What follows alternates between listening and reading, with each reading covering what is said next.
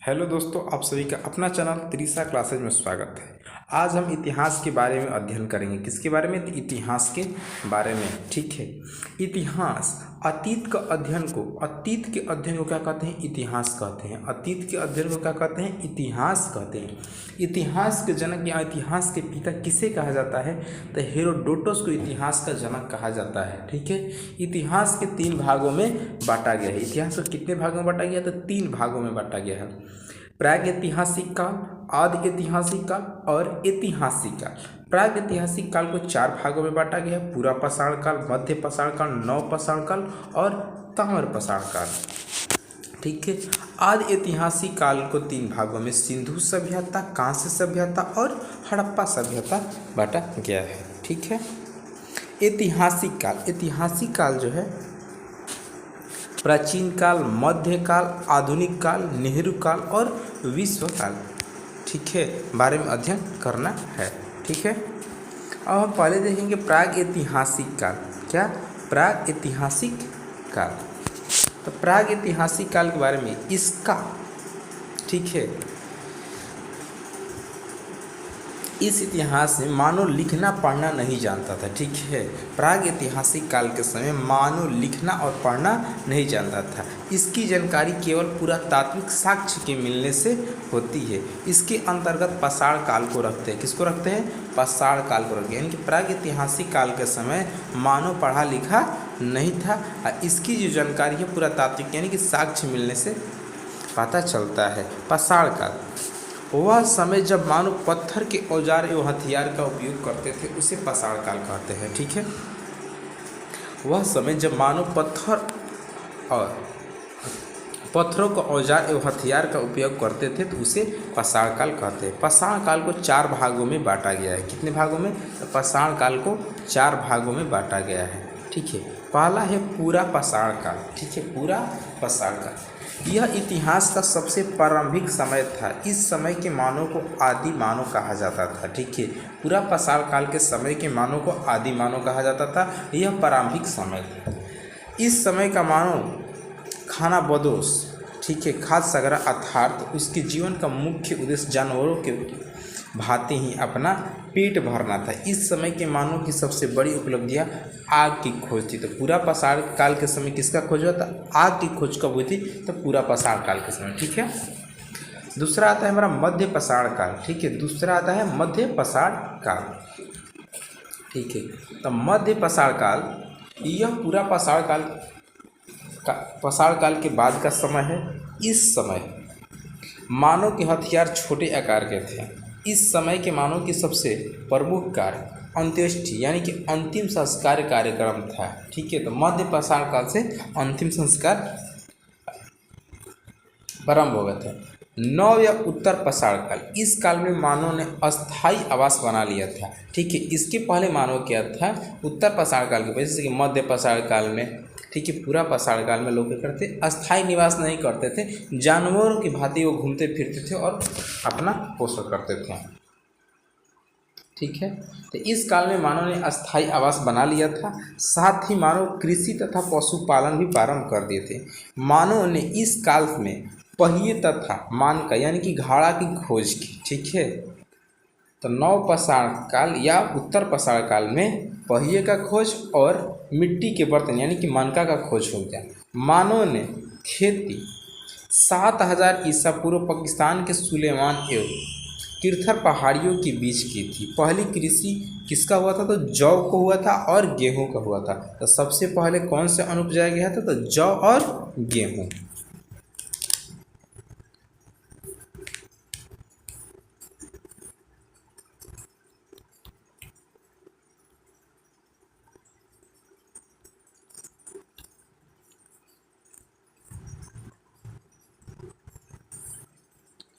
हम मानव के द्वारा, ठीक है, सबसे पहले कौन से जानवर को पालतू बनाया गया था? तो कुत्ता को। किसको? सबसे पहले कुत्ता को उन्होंने पाला था। ठीक है।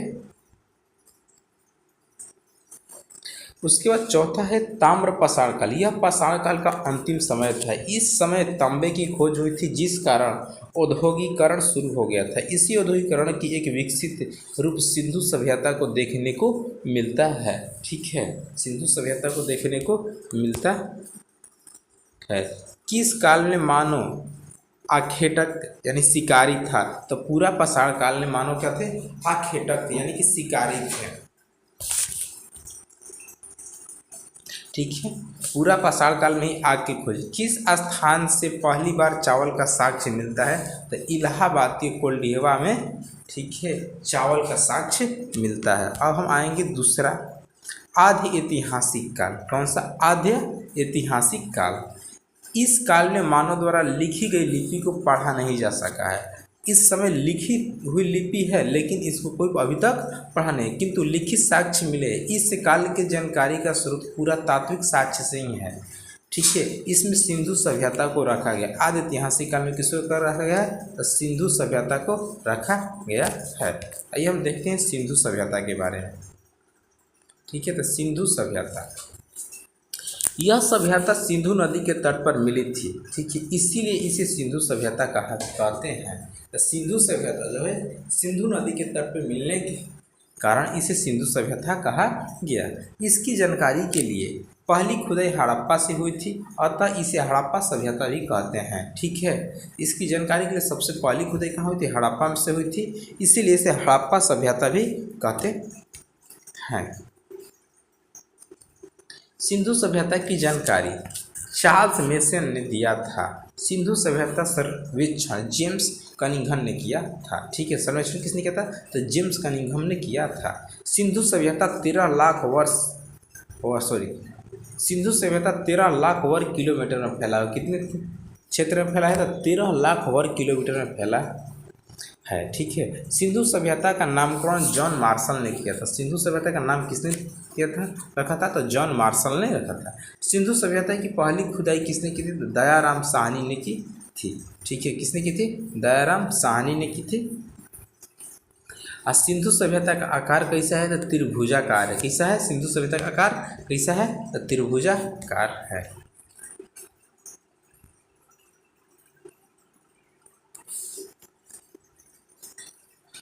सिंधु सभ्यता विश्व की सबसे पहली शहरी सभ्यता थी। ठीक है, सिंधु सभ्यता विश्व के सबसे पहली शहरी सभ्यता थी। इसका विकास, ठीक है, 2500 ईसा पूर्वी से 1750 पूर्व तक है। ठीक है, कब से कब तक? तो 2500 ईसा पूर्व से 1750 ईसा पूर्व तक। ठीक है, देखिए सिंधु सभ्यता जो कहाँ से कहाँ तक इसका फैलाव है। उत्तर में मांडा चिनाब नदी, ठीक है, और दक्षिण में दयामाबाद, उत्तर में मांड, ठीक है, चिनाब नदी, ठीक है, उत्तर में मांड चिनाब नदी से, मांडा से दक्षिण में दयामाबाद परवास नदी तक, ठीक है, पश्चिम में सुतका गेंडोर दासक नदी, और पूरब में आलमगीर नदी से हिंडन नदी तक। ठीक है, हिंडन नदी तक फैला हुआ है।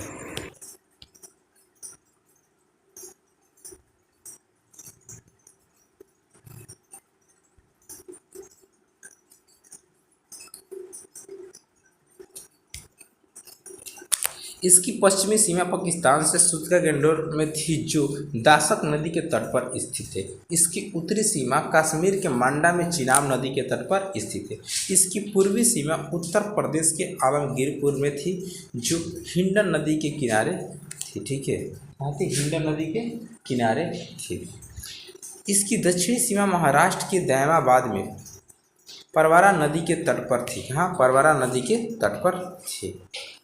सिंधु सभ्यता के प्रमुख स्थल, ठीक है, सिंधु सभ्यता के प्रमुख स्थल कौन से? तो हड़प्पा 1921 में इसकी खुदाई दयाराम साहनी ने की। यह रावी नदी के तट पर पाकिस्तान के माउंटन गोमरी जिला में स्थित है। किस कहाँ पे? माउंट गोमरी जिला में स्थित है। हड़प्पा सभ्यता की खुदाई किसने किया था? हड़प्पा की खुदाई किसने की थी? तो दयाराम साहनी ने कब किया था? तो 1921 में। किस नदी के किनारे स्थित है? तो रावी नदी के किनारे। ठीक है, यह कहाँ है? तो पाकिस्तान में है। पाकिस्तान में माउंट गोमरी जिला में स्थित है। यहाँ से निम्नलिखित वस्तुएं मिली हैं, ठीक है, यहाँ से निम्नलिखित वस्तुएं मिली हैं। यहाँ से कुम्हार का चाक मिल रहा है, कुम्हार का चाक, अन्नागार, श्रमिक आवास, मृत देवी की मूर्ति, लकड़ी की ओखली, लक्कड़ का तंबाकू और RS-37 कब्रिस्तान, हाथी का कपाल और स्वास्तिक का चिन्ह। स्वास्तिक का जो चिन्ह है वह हड़प्पा सभ्यता या सिंधु सभ्यता से मिला हुआ है। आइए मोहनजोदड़ो, ठीक है, इसकी खुदाई 1922 में 21 से 22 में राखादास बनर्जी ने की थी। यह पाकिस्तान के लारकाना जिले में स्थित है। यह सिंधु नदी के तट पर है। यह सिंधु सभ्यता का सबसे बड़ा शहर है। सिंधु सभ्यता का सबसे बड़ा शहर कौन सा है? तो मोहनजोदड़ो है। यहाँ मृतकों का एक बहुत बड़ा टीला मिला। यहाँ से निम्नलिखित वस्तुएं मिली है, ठीक है। पुरोहितों का आवास, घर में कुआं, विशाल स्नानागार, अन्नागार, सूती वस्त्र, सबसे चौड़ी सड़क, ठीक है, सभागार, पशुपति शिव यानी कि शिव जी की मूर्ति मिले, कांस्य की नर्तकी, एक नाचती हुई लड़की का भी साक्ष्य मिला है, और तांबे के बेहेर मिले हुए हैं, ठीक है।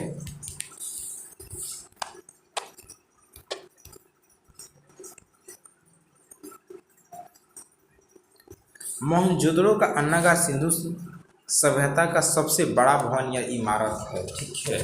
मोहनजोदड़ो का अन्नागार जो है सिंधु सभ्यता का सबसे बड़ा भवन या इमारत है। चनहुदड़ो का खोज हुआ 1931 में। कब? 1931 में। इसकी खुदाई सन 1931 ईस्वी में गोपाल मजूमदार ने की। किसने? गोपाल मजूमदार ने की। यह पाकिस्तान के सिंधु नदी के तट पर स्थित है। यह एकमात्र शहर है जहाँ जो दुर्ग रहित है, ठीक है। क्या है? दुर्ग रहित। यहाँ एक औद्योगिक शहर है। यहाँ निम्नलिखित वस्तुएं मिली है। मेकअप की सामग्रियाँ मिली हैं, जैसे लिपस्टिक, शीशा, मनका, गुड़िया, सुई, अलंकृत ईंट, बिल्ली का पीछा करता हुआ कुत्ता, ठीक है, बिल्ली का पीछा करता हुआ कुत्ते का साक्ष्य मिला। रोपण की खोज हुई 1953। कब? 1953। इसकी खुदाई यज्ञदत्त शर्मा ने 1953 ईस्वी में की। यह पंजाब की सतलज नदी के किनारे स्थित है। कहाँ है? तो पंजाब के सतलज नदी के किनारे स्थित है। यहाँ मानव के साथ साथ उनके पालतू जानवरों को भी शव मिला है, यानी कि मानव के साथ उनके पालतू जो कुत्ते थे उनको भी दफनाया जाता था। ऐसा ही शव नवपाषाण काल में जम्मू कश्मीर के बुर्ज होम में मिला था। अब ये बनवाली, इसकी खुदाई रविंद्र सिंह ने की। किसने की? रविंद्र सिंह। यह हरियाणा में स्थित है। इसके समीप रंगोई नदी है। यहाँ जल निकासी की व्यवस्था नहीं थी, जिस कारण घरों में सोख्ता मिला है। यहाँ की सड़कें टेढ़ी मेढ़ी थी, ठीक है। तो कहाँ की? तो बनवाली की सड़कें कैसी थी? टेढ़ी मेढ़ी थी, ठीक है। कलीबंगा का मतलब होता है कि काली मिट्टी की चूड़ी, ठीक है। क्या? काली मिट्टी के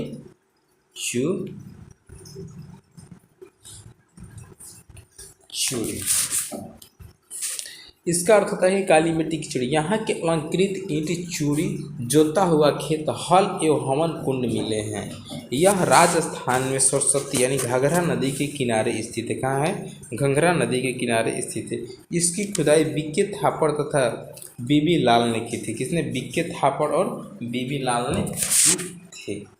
धौलावीरा, यह गुजरात में स्थित है। यह सिंधु सभ्यता का सबसे बड़ा स्थल है। इसकी खुदाई रविंद्र सिंह ने की है, ठीक है।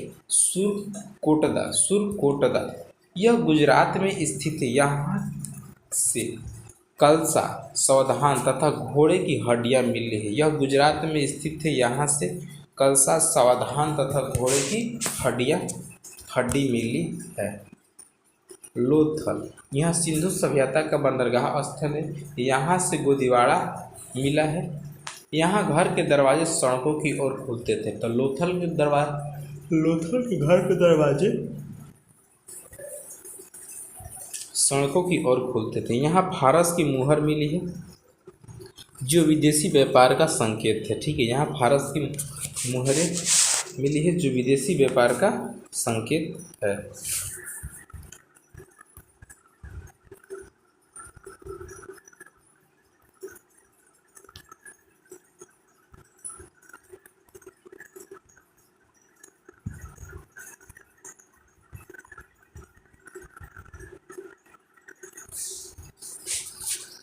यहाँ से युगल सावधान मिला है जो सती प्रथा का प्रतीक है। ठीक है, यहाँ से युगल सावधान मिला है जो सती प्रथा का प्रतीक है। रंगपुर, यह गुजरात में स्थित है। रंगपुर कहाँ है? तो गुजरात में स्थित है। यहाँ से धान की भूसी मिली है। धान की भूसी कहाँ से मिली है? तो रंगपुर से। सिंधु सभ्यता का सबसे बड़ा स्थल धौलावीरा है जो कि गुजरात तथा पाकिस्तान में। सिंधु सभ्यता का सबसे बड़ा स्थल धौलावीरा है जो गुजरात और पाकिस्तान में है। भारत में सबसे बड़ा स्थल राखीगढ़ी हरियाणा में। ठीक है, भारत में पूछेगा तो राखीगढ़ी में। सिंधु सभ्यता का सबसे बड़ा शहर कौन सा है? तो मोहनजोदड़ो है।